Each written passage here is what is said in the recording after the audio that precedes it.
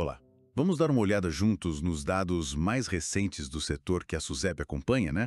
Seguros, previdência privada aberta, capitalização, tudo com base nos números agora de janeiro de 2025. A SUSEP, claro, regula e fiscaliza tudo isso, buscando proteger o consumidor e garantir a saúde do setor.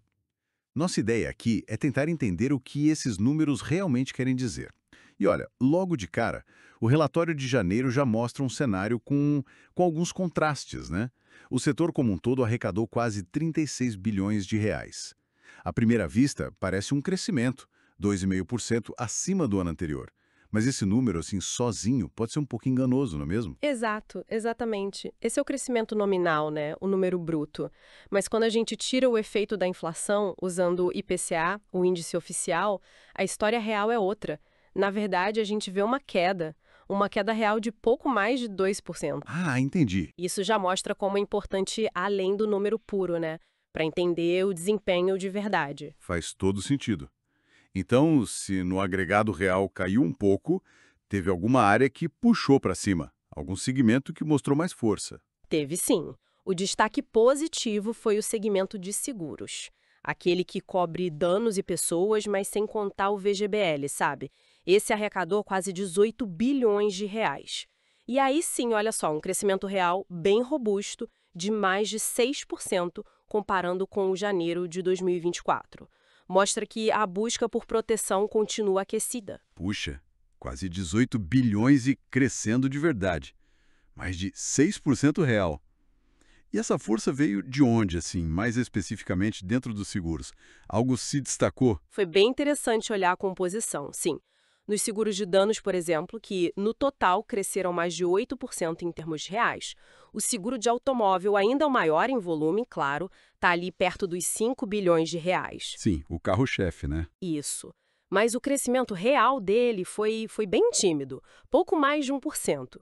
O que chamou atenção mesmo foram outras linhas. Riscos especiais patrimoniais, outros seguros patrimoniais, esses dispararam, com crescimentos reais, assim, acima de 20%, até 30%. Nossa, Talvez seja um reflexo, né? Uma maior consciência sobre outros riscos além do carro. Quem sabe? pode ser. Já nos seguros de pessoas, o crescimento real foi um pouco mais moderado. Ficou na casa dos 2,4%. Mas aí foi o seguro de vida que liderou essa expansão. Crescimento real de quase 4,3%. Que dinâmica interessante, né? O gigante alto crescendo pouco e essas outras proteções ganhando tanto espaço. Isso contrasta bastante com o que a gente viu nos produtos mais voltados para acumulação, para guardar dinheiro, imagino. Previdência, por exemplo? Contraste total. Exato.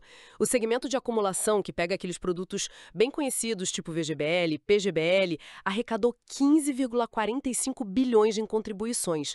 Só que, de novo, ajustando pela inflação, isso dá uma queda real bem expressiva, quase 11% a menos do que em janeiro de 2024. Caramba! Ou seja, entrou menos dinheiro nesses planos. Uma queda real de quase 11% nas contribuições? É bem significativo isso. E do outro lado, como ficaram as saídas? Os resgates desses planos? Então, aí está o outro lado dessa moeda. E talvez um ponto que, mereça mais atenção. Os pagamentos-benefícios resgates somaram 14,73 bilhões. E aqui, um aumento real muito forte, mais de 20%. Mais de 20% de aumento nos saques. Uau! Exatamente. Quer dizer, entrou bem menos dinheiro novo e saiu muito mais do que no ano anterior.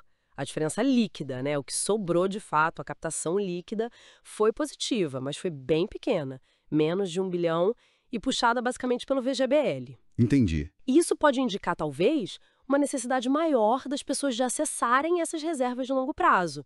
Talvez por causa do cenário econômico, né? Alguma pressão. Faz sentido essa leitura. Menos entradas e muito mais saídas na Previdência. E a capitalização? Como ela se encaixou nisso tudo? A capitalização teve um desempenho assim mais modesto, arrecadou 2,60 bilhões. Isso deu um crescimento real de uns 3,6%, mais ou menos. Ok. Por outro lado, os valores que voltaram para os clientes, seja por resgate ou por sorteio, tiveram uma queda real de mais de 8%. Então, um quadro um pouco misto para esse segmento também. E falando em dinheiro guardado, em reservas, um número que sempre impressiona nesses relatórios da SUSEP é o volume total que o setor acumula. As provisões técnicas, né? Ah, sem dúvida, esse número é monumental. É impressionante mesmo. O total acumulado nessas reservas, que são a garantia, né, para os pagamentos futuros aos clientes, bateu 1,85 trilhão em janeiro de 2025. 1,850 bilhões de reais. Exato. E para a gente ter uma ideia do que isso significa, isso equivale a mais de 15%, 15,66%, para ser exata, de todo o PIB brasileiro acumulado em 12 meses. Nossa, é muito representativo. É um colchão financeiro gigantesco. E o interessante é que 85% disso está concentrado justamente nos produtos de acumulação, como a Previdência. E esse volume não para de crescer, ano após ano. Mostra bem o papel do setor como um guardião importante da poupança de longo prazo no país. Que resumo bacana. Então, para tentar amarrar tudo, a gente tem um setor cuja receita total ficou meio que estável em termos reais, né? Depois de tirar a inflação. Mas por baixo dessa estabilidade, tem histórias bem diferentes acontecendo. O segmento de seguros mostrando bastante força, crescimento real, especialmente em linhas que vão além do tradicional seguro de carro. Uhum. Já a parte de acumulação, a previdência, sentindo o impacto. Menos gente colocando dinheiro e muito mais gente tirando. Exato. E a capitalização ali com um crescimento mais tímido. É isso. É exatamente essa a foto. Os dados mostram bem o setor cumprindo suas duas funções principais, né? Por um lado, oferecendo proteção, a gente viu isso no aumento real dos prêmios de seguros e das indenizações também, aliás, e por outro lado, administrando essa poupança trilionária de longo prazo, mesmo que o fluxo mais recente nos planos de acumulação tenha sido de mais retiradas. Fica então uma reflexão para a gente levar, né? Essa combinação. Menos gente poupando para a Previdência e mais gente precisando sacar essas reservas, ao mesmo tempo em que a busca por seguros continua crescendo. Será que isso indica uma mudança mais profunda nas prioridades financeiras das famílias? Ou é mais uma resposta direta a um momento econômico que a gente vive? E o que isso pode sinalizar para os próximos meses nesses mercados tão importantes? É algo para a gente continuar acompanhando de perto, sem dúvida.